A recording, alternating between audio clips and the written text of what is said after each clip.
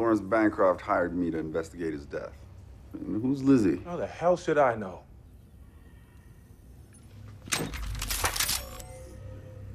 I heard Bancroft torched his own stack, and I got drunk to celebrate. He sent you here to kill me? So you were attack Marine?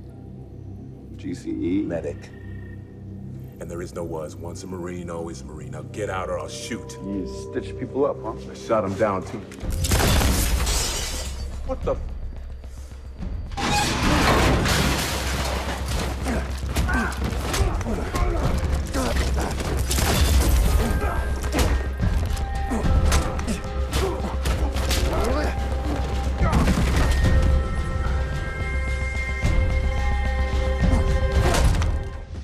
Hi everybody, I am Peter Travers. This is Popcorn, where we tell you what's popping in the culture, and there is a Netflix show now called Altered Carbon that I'm obsessed with. So my guest today, Joel Kinnaman, is the star of this show, and I could, as I usually intro things, explain everything that's happening, but hell no, I'm not going to do it. I've got Joel here. Yeah, welcome. Yeah. I would pass that one over too if I were you. It's like, not an easy one. Yeah. Yeah, so, you know, the great thing is you're a guy named Takeshi Kovacs, yes. You know? So the Japanese in you I'm not seeing. No, it's the Japanese in me is the one that's inside the stack. It's in the stack. Yeah. The kind of, the memory and all of that thing in your head is there. Are you still with us, people? yeah, that's it. So Altered Carbon, it takes place 300 years in the future, where this new technology where you're able to store the human consciousness, everything, your memories, everything that's you in a chip that we call a stack that is inserted into the back of your skull. And this makes the bodies interchangeable. You can switch bodies, and if you're ultra rich, you can make your own clone. And I played this Takeshi Kovacs, who is a former terrorist or freedom fighter, depending on what side of history you're on. And I get brought back. I've been living in digital prison for 250 years, and I get brought back into this new world to solve the attempted murder of one of these ultra-rich in the body of. Well, I shouldn't say that because that's a spoiler. Yeah. Well, who knows what a spoiler But is. this body. It's that. So you're not really him at all because another actor plays him. In his birth sleeve. You are the sleeve. The sleeve, yeah. That Takeshi That's is in the using. Altered Carbon lingo universe. A body is a sleeve that you put on your stack. It sounds obscene now. I have no idea. Yeah. And James Purefoy, who's the villain, who's Bancroft, he's a meth for Methuselah. Yeah. You know, because the ultra rich, the ultra rich in the Altered Carbon universe, they are basically immortal, and they're called meths from Methuselah. What you do to me, which is so Raymond Chandler, so film noir, kind of, there's a kind of Bogart thing going on with you, where the part is written so well to be funny, even though this guy is really starts out bitter and cynical and says, "Put me back in the freezer. Yeah, I don't need this life." Yeah, it was a good place to start from a character standpoint, because when I come into the story. Everyone that has ever meant anything in Kovacs' life is dead, and everything he's ever fought for is lost, and the only avenue of life he has is to basically be the slave of one of his sworn enemies. That sounds good. It's not too good of a start. What was the attraction for you when you got offered this? What was the first thing that said, you know what, I want to do this? Well, I mean, I love, like, I'm a big sci-fi nerd. Like, I love sci-fi. And you were RoboCop. Yeah, exactly. Yeah. So I'm particularly drawn to these sort of dystopian tales of the future where it is sort of, you know, we're sending warning signals back to, you know, this is where we end up if we don't start making the right choices. But I also love, you know, the idea of where technology could take us. So, like, I love the genre, but then many times when you do like a big budget sci-fi thing, then the only avenue where they get realized, where the world creation gets realized, is usually big budget Hollywood movies, and they're usually PG-13, and they're kind of broad to capture the whole audience that then is going to carry through for 3-4 movies. So they want to capture them when they're like 12 years old, and but when Netflix now is doing these shows that have a similar scale, but they can be, it's a hard R rating, and then you can really realize this novel in the way that it was written. So in this sci-fi genre you love so much, what are your favorites? What were those movies or TV things that made you? Because Blade Runner comes up when you look at this. Oh yeah, for sure, and that's also one of my absolute favorites. But then I was a big Verhoeven fan. I mean, I love the original RoboCop and Total Recall. I also love Starship Troopers. Yeah, I mean, there's a bunch that I love. And then you did Suicide Squad. Yes. Yeah. So this is the thing with you. Well, I think after this I have to sort of find a role with, some character that's dying from terminal disease, and I have to. Where I have to lose all my weight, I have to get my credibility back in some way.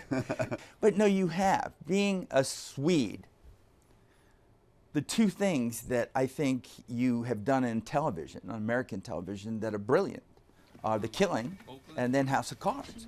Thank you, yeah. I mean, look, very American. Yeah. Yeah. I mean, really, you're the governor of New York running for president. No. Yeah. What is that? Tell us a little bit about where you come from and how this happened. I'm trying to figure out your accent while I'm talking to you now. Yeah, well... what is it? Is it a mix of things? Yeah, it's probably a mix. Yeah. But I'm Swedish. I grew up in Sweden, and I went to school there, and I went to theater school, and then I worked in a theater in Sweden and started my career, made a bunch of films. And it was easier for me to make the transition to the U.S. because my father is American, but who lives in Sweden. So my father, he was drafted and sent to Vietnam, and then while he was stationed in Bangkok, he started spending a lot of time with European backpackers, and he started to form a completely different opinion about what the war was. The war he was in. And then he went up he had a German friend that was getting married to a Laotian girl. So on one of my father's leaves, he went with him up into Laos to this wedding, and it ended up, the woman's family was Vietnamese. So he was at this wedding with this Vietnamese family, and had the sort of, one of those youthful, magical experiences of meeting another culture, and was like blown away by these people. And then came back to the military barracks and just felt so completely disconnected from what the war was, and the idea that he was going to go fight in this war just felt wrong. So he went AWOL. He did? Yeah. And then he went on the run, and he hitchhiked his way up into northern Thailand, into Laos, and lived on the run in Laos for over 5 years. And he met my sister's mother, who was an American working for the Red Cross there, and she got pregnant. And then, with the help of some international journalists, he made his way to Sweden, and then started a life in Sweden. So is he protected by being in Sweden from prosecution? So Jimmy Carter issued a full amnesty for deserters. Oh. So that's how it happened. Yeah, and it's interesting because now, since I moved to the States 8 years ago, and I love America, and I'm intending to continue to live here.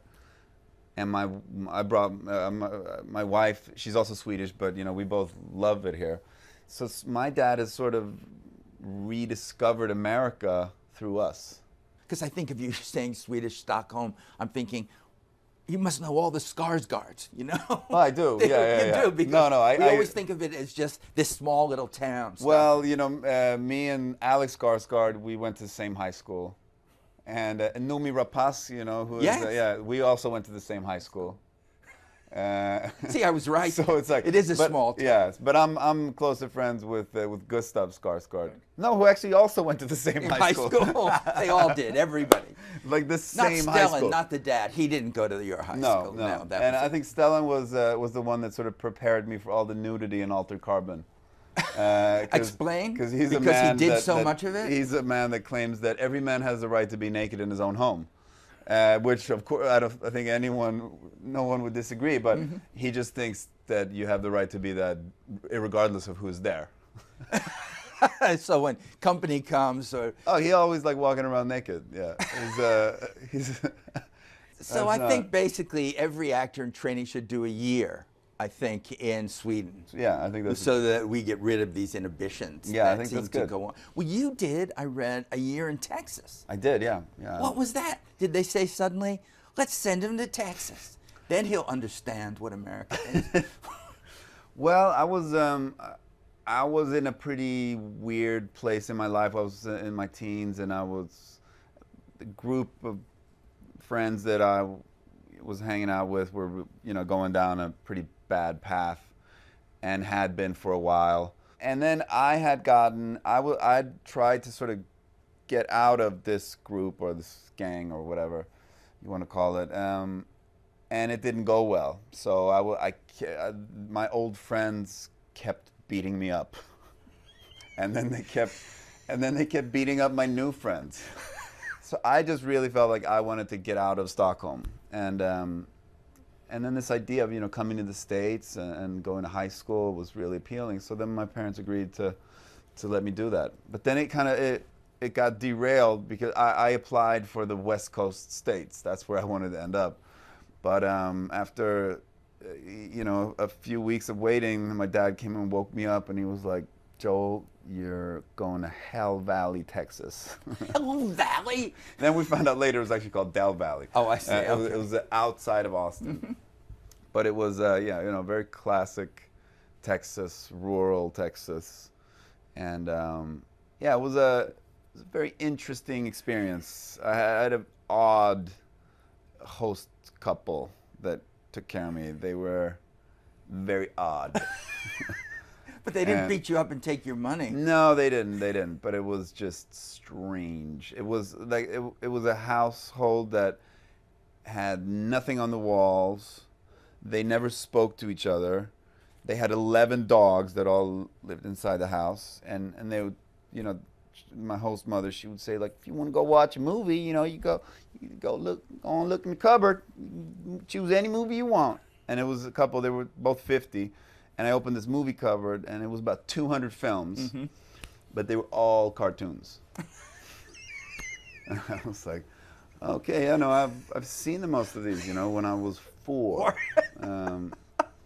So you went AWOL from Texas? No.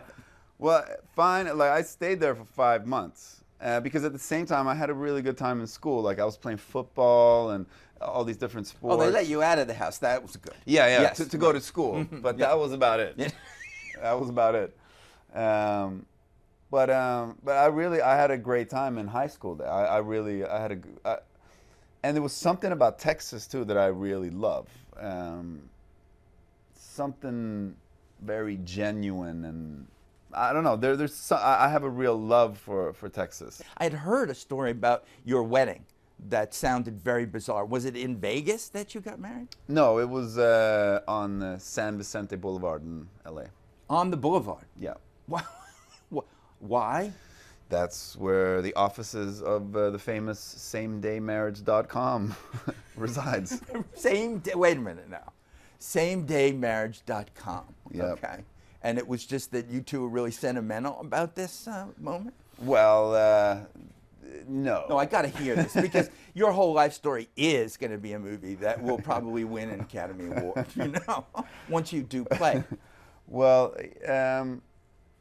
I just decided to propose to Cleo, and so I surprised her the day before, and then I found this place, samedaymarriage.com, and I was like, let's just go do it. And so we had that night after I proposed, like me and her, we had a good night. Yeah. So we drank heavily and partied into the early hours, and then we were gonna go do the deed, or the other deed, and then we went there. So we were sort of in like our sweats, training clothes, and we just showed up really hungover, and we go into this place where it looks like when you walk in, it doesn't look like a place where you get married. It's like it looks like some place where you buy like a Romanian kidney or something. it just Great. looks shady, and Extremely romantic. and this Russian lady is there, behind the counter, and she was like, "You want to get married?" I'm like, "Yes." SameDayMarriage.com, right? Yes. Okay. $435, so real quick. It's like, okay, so Real quick. sign the check, and we walk in, and then when we get in there, we're waiting, and I actually fall asleep, and then I wake up, and this apparition, it's this Dracula-looking woman enters, or like hovers in, and she has really odd clothes on. It's like she has a dress that starts from like up here, and she has this big cravat, this white cravat that's like sticking up, and she has a wig on. Of course. And no eyebrows, but she has 2 upside down V's just painted like in a thick like marker. It just gives her a real peculiar impression. And she's like, "So, marriage?" And me and Cleo nodded. "Yes, marriage. That's why we're here." She's like, "Okay, stand inside chapel." And she points to this, what I understand is the chapel, but it just looks like some weird torture contraption. It's just like, it's just metal bars that are like bent randomly. Sure, filled with Romanian kidneys. Yeah, Yes, exactly. right. And there's some like random cloths hanging, and so we go stand next to it because there's no obvious entrance, and she doesn't like that. She's like, "Stand inside," I said. And so we're like, okay, so we get inside, and then we stand there, and she holds this kind of speech, but it basically what she's saying, she's like, "So this is serious, marriage. It's the rest of your life, and so you say yes?" And she's pointing to me, and I'm like, "Yes." And then she turns to Cleo. "Yes, okay. So this is marriage. It's for the rest of your life. So you say yes?" And Cleo goes like, "Yes." She's like, "That's a marriage." and then Yes, it is. You sure it was legal? and well, it was. Yeah, Yes, yeah, okay. it was. This is the first time you've been on this show, so Yeah. you don't know we end in song. Oh, we do. Now, Are you sure? Are you always, sure not about that? lying, right, people? It always happens. Alex Skarsgård did it. He did me a Swedish thing that he said it was always played at the end of, or at the beginning of sporting events in Stockholm. But it was something in Swedish. He could have been just singing something completely obscene. I have Yeah. no idea what it was, but I believed him.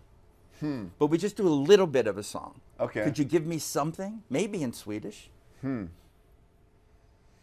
Veronica, Veronica, släpp ut ditt långa hår. Din älskling är försvunnen, men spelar det någon roll? Jag kommer inte ihåg texten, men den går lite så här. När det dagas. What did that mean? Well, it started out meaning, and then it was this beginning of a song. Should we not and know? then I kind of forgot the line, so I've just made up some lines. The rest of it that sounded Swedish. It's a Cornelis Vreeswijk. Cornelis Vreeswijk is like a national treasure in Sweden. He's like a troubadour, a singer, songwriter. He's dead, but I love him. He's dead, but he loves him. Yeah. Look him up. Get married at SameDayMarriage.com. It's everything. Joel, you are a treat. You No, really it's are. a real pleasure. Great to meet you. Thank you so Yes, much. right. Thank you so much for having me.